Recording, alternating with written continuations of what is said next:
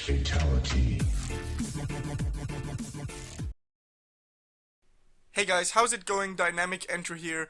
So, DBZ.Space just confirmed that the next Dokkan Festival that Japan Dokkan Battle is getting is a Transcended Ultra Rare Super Saiyan 3 Vegeta Dokkan Festival, and that means we have the old TEQ Super Saiyan 3 Vegeta, which Dokkans into a new version, and a new Strength type Super Saiyan 3 Vegeta that Dokkans into a Dokkan Festival exclusive Transcended UR.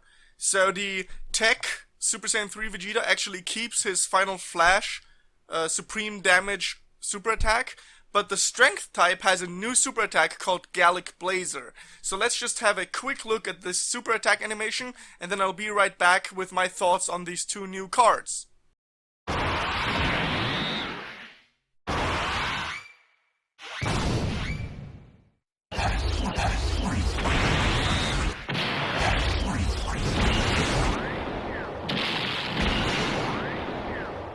So I don't know what you think, but I think that super attack looks gorgeous. Of course, also the TEQ Super Saiyan 3 Vegeta's Final Flash looks awesome. I really dig these super attack animations. And while we're on it, the artwork for these two new cards is beautiful. The TEQ and the Strength type look absolutely astonishingly beautiful. This game has a lot of great art, but those two look good even compared to the others. So let's have a look at the Strength type new Dokkan Festival exclusive one first. This is the Dokkan Awakened one. We don't really care about the SSR. Let's just have a look at the Transcended UR level 120. So let's first take note that the stats are actually quite good.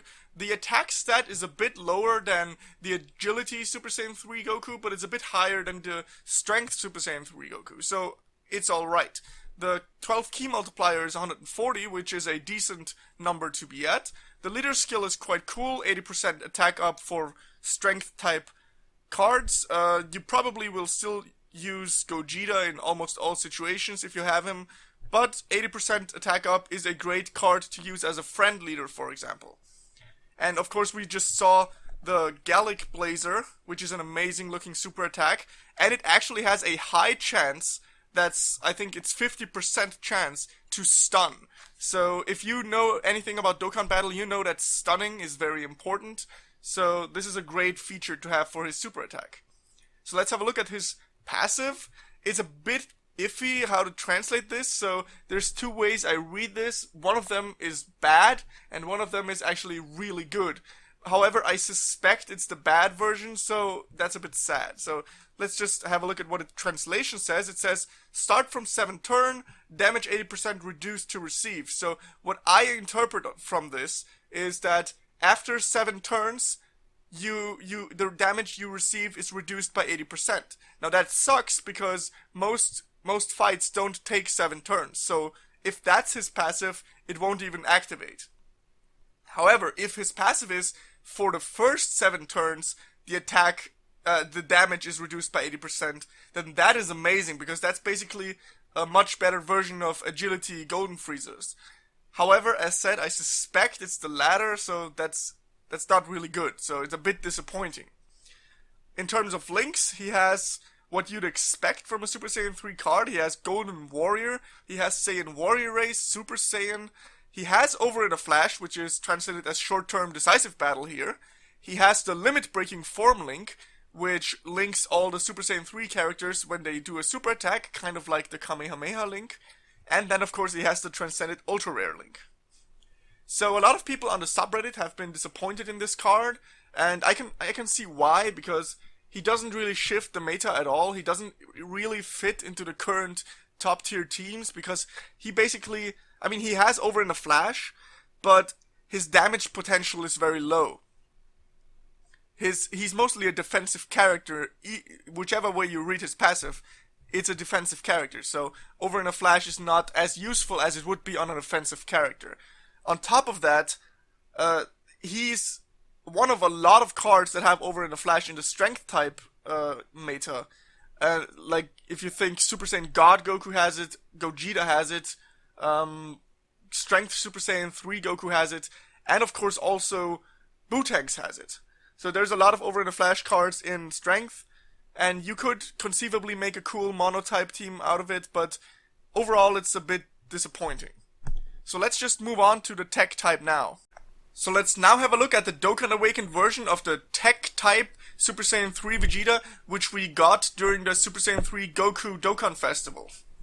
So this is an older card. If you look at his leader skill, that's the kind of leader skill you'd expect. The non-Dokkan version did 2 ki for all attributes, and he gives 3 ki to all attributes, so he's now in the ranks of Physical Ultimate Gohan.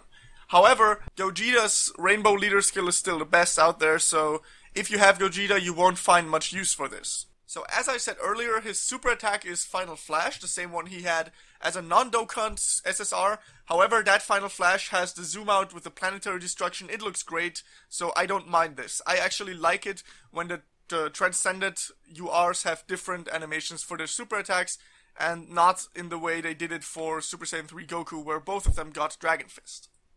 Okay, so now let's have a look at his passive. His passive is a bit different from what you'd expect from the Ultimate Gohan and Super Saiyan 3 Goku festivals, because both Ultimate Gohan and Super Saiyan 3 Strength type Goku got an 80% attack boost if their HP is over 30%. Now Vegeta does not get this. Instead, Vegeta gets an unconditional 70%. That means earlier he used to have the ability of getting 70% attack up if you have 50% or more HP, and now he gets it always. So this is, in my opinion, a bit worse than Strength Super Saiyan 3 Gokus and Physical Ultimate Gohans, but it's still up there, and I think it's really cool that they don't all get the same passive, so I don't actually mind this. Now in terms of stats, this card is a bit lower as you'd expect than the Strength type. However, due to this guy's passive, his attack stat is actually much higher. He has a unconditional 70% up, so if you actually look at the raw stats at the beginning of the turn, the minimal stats, this guy does a lot more damage. So, in my opinion actually, this card is the better one out of the Dokkan Festival. Now let's have a look at his links, where the TEQ version is a bit disappointing. He has Super Saiyan, Saiyan Warrior Race, Golden Warrior, the Vegeta family, which interestingly the Strength type lacks. He has Prodigies, which also the Strength type does not have, the Limit Breaking Form link, and the Transcendent Ultra Rare link. So, as you might have noticed, there's no Prepared for Battle or Ready for War, there's no Shocking Speed, and there's also no Over in a Flash. And the lack of Over in a Flash on this TEQ type Super Saiyan 3 has been bothering a lot of people, and I understand why, because if he had Over in a Flash, he would actually be a top tier card.